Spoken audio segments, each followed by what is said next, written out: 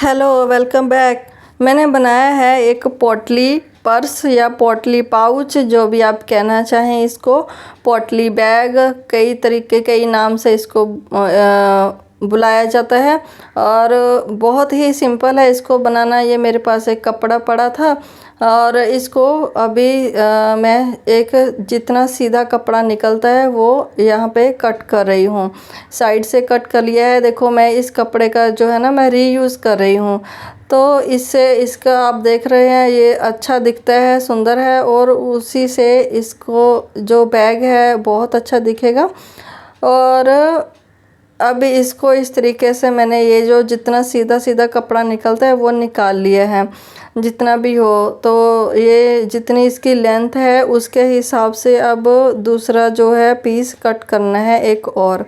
तो यहाँ पे मैंने इसको मार्क नहीं किया था, सीधा सीधा जैसे था वैसे ही अंदाजे से इसको काट लिया है। अब ये एक पीस और है, तो मैंने ये जो है ना इसका ये डब्बे का सहारा लिया है इसकी गोलाई काटने के लिए। तो ये वैसे भी गोलाई छोटी है, बट जितना आपके पास वो लंबा वाला जो पहले पीस कट किया ना, उतना उस हिसाब से ही आपको ये सर्कल कट करना है। अगर वो वाला पीस आपके पास छोटा है तो आप छोटा बैग बनाइए, छोटा सर्कल कट कीजिए, क्योंकि फिर आपको जॉइंट वगैरह डालने पड़ेंगे। कई बार कपड़ा जो फैब्रिक है वो पूरा नहीं होता है। जो सीधा फैब्रिक है उस हिसाब से ही आप ये सर्कल उतना बड़ा बना सकते हैं। तो ये जो उसका जो जो पीस है वो का है थोड़ा बड़ा, उसके हिसाब से ये जो मैंने सर्कल काटा है ये थोड़ा सा छोटा है, और मैं इससे 1 इंच और मार्क कर लूँगी। तो ये जो कपड़े के हिसाब से इसको मैंने ना यहाँ पे लगा के देखा था कि कितना इसमें आ सकता है उसके हिसाब से। तो यहाँ पे ये है छोटा थोड़ा सा, तो मैंने सोचा इसी गोलाई के हिसाब से यहाँ पे ये ऐसे ऐसे मार्क कर लेती हूँ। तो ये वाले मार्क से इसको कटिंग करूँगी, क्योंकि ना अब इसको बाद में जब सिलाई करूँगी थोड़ा सा इधर उधर निकलता है, तो उसको फिनिशिंग देने के लिए और थोड़ा थोड़ा काटना पड़ता है, थोड़ा थोड़ा सिलाई में चला जाएगा, तो फिर वो और छोटा हो जाएगा उसी हिसाब से। तो मैंने ये सर्कल को थोड़ा सा और बड़ा कर लिया है।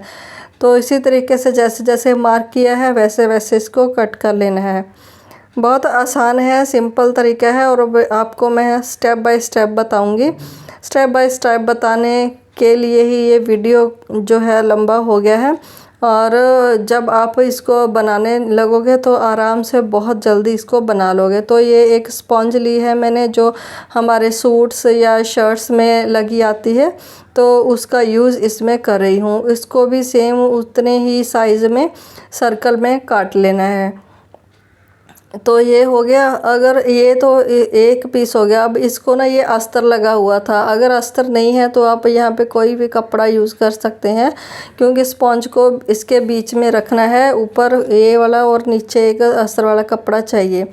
तो अब इसको सिलाई करते हैं। तो ये वाला कपड़ा हो गया, उसके ऊपर ये वाला जो मेन फैब्रिक है वो हो गया। अब इसको सिलाइयाँ लगा लेनी है, जैसे अंदर भी सिलाइयाँ लगा लेनी है, ताकि वो जो स्पॉन्ज है वो अच्छे से इसमें सेट हो जाए। तो देखो, एक ऐसे सिलाई लगा ली, दूसरी ऐसे सिलाई लगा ली, जैसे कैसे भी लगा सकते हैं, जो भी डिज़ाइन इसमें आप डाल सकते हैं, जो भी आपके माइंड में चल रहा हो। तो अब ऐसे लगा के इसको फिर मैंने इस तरीके से सर्कल में सिलाइयाँ लगा ली और बीच में सिलाइयाँ लगा दी ऐसे, ताकि जो स्पॉन्ज है वो अच्छे से इसमें सेट हो जाए। एक छोटा सा डिज़ाइन भी बन जाएगा ऐसे। तो इसके अंदर भी इस तरीके से लगा ली। तो कैसे भी आप लगा सकते हैं, सीधी सीधी सिलाइयाँ भी लगा सकते हैं, और इस तरीके से। तो ये सिलाइयाँ लग गई हैं। अब ये जो एक्स्ट्रा देखो फैब्रिक निकला है इसको काट देना है, और ये जो स्पॉन्ज निकली है ये एक्स्ट्रा, इसको भी काट देना है। तो ये हो गया है रेडी। उसके बाद वो जो बड़ा वाला फैब्रिक है ये लेना है।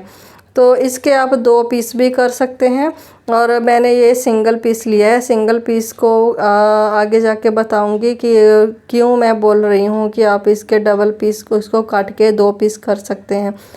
और पहले ये आपको बता दूँ, तो मैंने इसको इस तरीके से फ़ोल्ड कर लिया है, और इसको कर रही हूँ यहाँ पे मार्क इसलिए कर रही हूँ, अगर आपका कपड़ा ज़्यादा है, वो दूसरा बड़ा वाला कपड़ा जो है ना स्ट्रेट वाला वो ज़्यादा है, तो आप यहाँ पे मैं डालूँगी प्लेट्स इसको, जब इसको इसके साथ अटैच करूँगी। अगर कपड़ा कम है तो प्लेट्स डालने की ज़रूरत नहीं है, तो आपको ये मार्क लगाने की भी ज़रूरत नहीं है। तो अब मैं इसको यहाँ पे पिन लगा के ना इसको अटैच कर लूँगी, तो ना इसको सिलाई लगाना आसान हो जाएगा। तो अगर वही मैं बोल रही हूँ, अगर कपड़ा ज़्यादा है तो फिर यहाँ पे जैसे ये मार्क आ गया या जो मैंने लगाया था अभी, यहाँ पे एक प्लेट डाल दूँगी छोटी सी हल्की सी, है ना।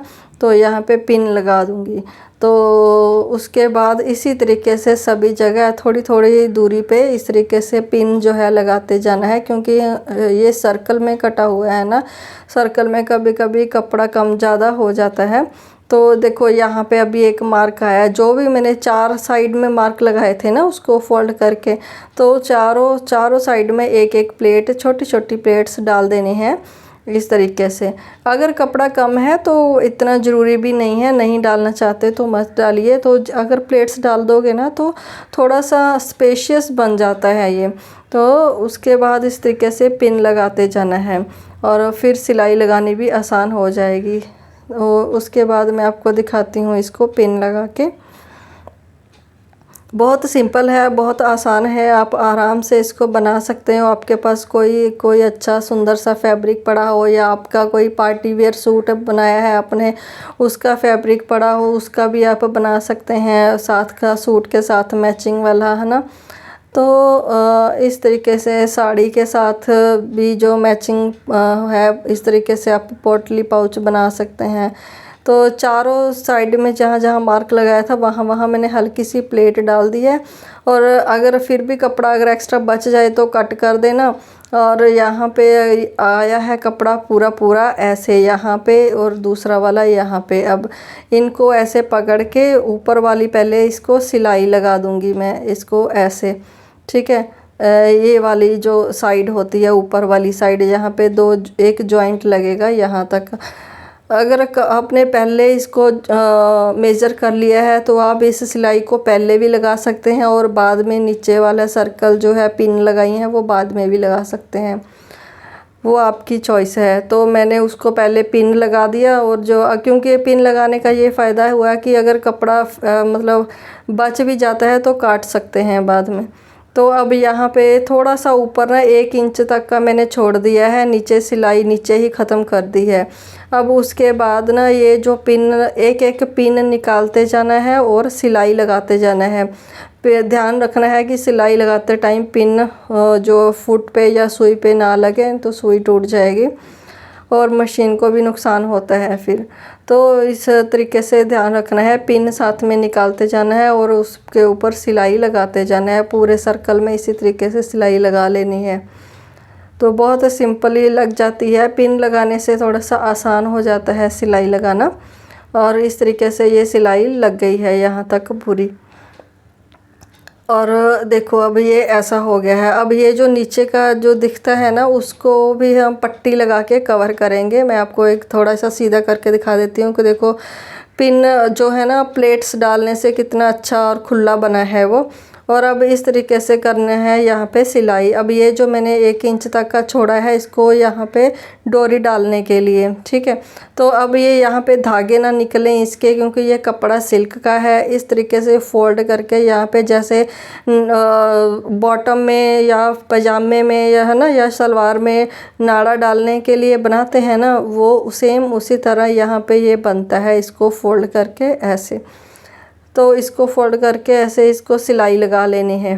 तो जो है धागे निकलने का कोई चांस नहीं रहेगा, क्योंकि इतना सुंदर बना रहे हैं तो छोटी छोटी चीज़ों का ध्यान रखना ज़रूरी है। अब यहाँ से देखो पकड़ के ना ऐसे, यहाँ पे भी इसको हमें इसी तरीके से बनाना है। अगर मैंने आपको बोला था ना स्टार्टिंग में यहाँ पे मार्क लगा लेना है। मैंने आपको जो स्टार्टिंग में बोला था कि यहाँ पे अगर कपड़े के 2 पीस कर लेते हैं तो यहाँ पे जैसे ये लूप बनाया है ना, ये डोरी डालने वाला, सेम उसी तरह उधर भी बन जाता अगर हम 2 पीसेस लेते।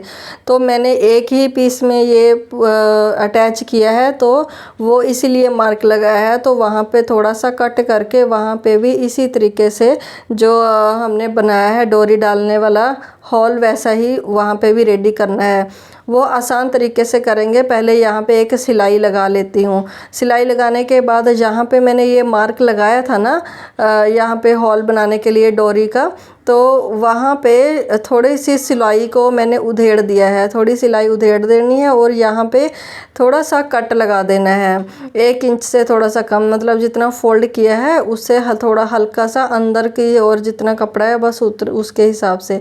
तो अब यहाँ पे इसको भी थोड़ा सा फोल्ड करके सिलाई लगा देते हैं ताकि यहाँ पे भी फिर धागे ना निकले और अच्छी फिनिशिंग में ये पोटली पाउच दिखे। तो यहाँ पे भी जो कट किया है ना, इसको भी हल्का सा फोल्ड करके ना ऐसे देखो ये धागे निकलते हैं, तो इसको ऐसे फोल्ड करके कर देंगे अंदर की ओर। मतलब इसको सिंगल करके ही फोल्ड करना है, जैसा आप देख रहे हैं वीडियो में मैं आपको दिखाती हूँ सिलाई लगा के। तो देखो ये ऐसे ऐसे सिलाई लगाई है इंडिविजुअली, मतलब इसको फोल्ड करना है, बस उसका पर्पस यही है कि धागे ना निकले। तो उसके बाद ये जो मैंने सिलाई उधेड़ी थी ना, इसके लिए वहाँ पे वो सिलाई दोबारा से लगा देनी है, यहाँ पे हल्का सा पक्का कर देना है। तो ये हो गया है रेडी, ठीक है, क्योंकि इसमें 2 डोरियाँ डलेंगी, एक इधर से और एक इधर से। तो ये हो गया है। अभी यहाँ पे लगा रही हूँ मैं पट्टी, जो नीचे स्पॉन्ज जो बेस था ना, तो ये पट्टी मैंने लगा ली है। ये थोड़ा सा कम पड़ गया था, जॉइंट लगा रही हूँ यहाँ पे। ये जो पट्टी ली है मैंने तकरीबन 1.5 इंच चौड़ी पट्टी ली है। इसको ऐसे फोल्ड करके ना यहाँ पे इसको अटैच कर दिया है। सिंपल है, मतलब इसको अच्छी फिनिशिंग देने के लिए यहाँ पे पट्टी लगा सकते हैं। इस तरीके की पट्टियाँ ये कैसे लगाते हैं सिलाई की फिनिशिंग देने के लिए, मैंने काफ़ी सारे रीयूज़ प्रोजेक्ट में बताया हुआ है, तो आप वो चैनल पे जाके देख सकते हैं। बहुत सिंपल होता है। अब देखो पट्टी लगा ली, अब इसको दूसरी साइड ऐसे देखो, ये इसको ऐसे टर्न करना है दूसरी साइड। अब इसके ऊपर सिलाई लगानी है। अब ये जो कपड़ा है या स्पॉन्ज आपको एक्स्ट्रा लगती है, तो यहाँ पे इसको थोड़ा थोड़ा सा काट देना है, सिलाई नहीं काटनी चाहिए, बस इसको ऐसे करके फोल्ड कर देना है। 1.5 से 2 इंच चौड़ी पट्टी आप ले सकते हैं इसको यहाँ पे ऐसे लगाने के लिए। तो अब इसको इस तरीके से सीधी सिलाई लगा देनी है। जहाँ जहाँ पे भी लगे कि स्पॉन्ज ज़्यादा है या फिर एक्स्ट्रा कपड़ा है जो पट्टी से बाहर जा रहा है, तो उसको थोड़ा थोड़ा काट देना है। इसी तरीके से इसको पूरे सर्कल में सिलाई लगा लेनी है। बहुत सिंपल और आसानी से लग जाती है और बहुत ही अच्छी फिनिशिंग आती है, देखिए, ठीक है। अब देखो अंदर से, अब इसको सीधा करके आपको दिखाती हूँ। यहाँ पे भी इसको फोल्ड करके लगा सकते हैं सिलाई, बट मैं नहीं लगा रही हूँ फ़िलहाल। तो अब देखो ये अच्छा दिख रहा है ना, कितना बड़ा और स्पेशियस बन गया है प्लेट्स डालने से। तो वो आपकी चॉइस है, डालना चाहें तो। उसके बाद ये देखो टोटल 10 इंच है और ये डबल में हो जाएगा 20 इंच।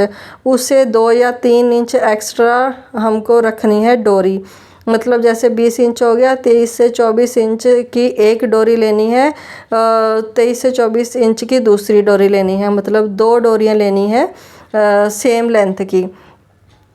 तो अब इसको ये यहाँ पे मैं यूज़ कर रही हूँ लेस थी थोड़ी सी चौड़ी, इसको मैंने कर लिया है फोल्ड करके सिलाई लगा के इसको डोरी टाइप बना लिया है।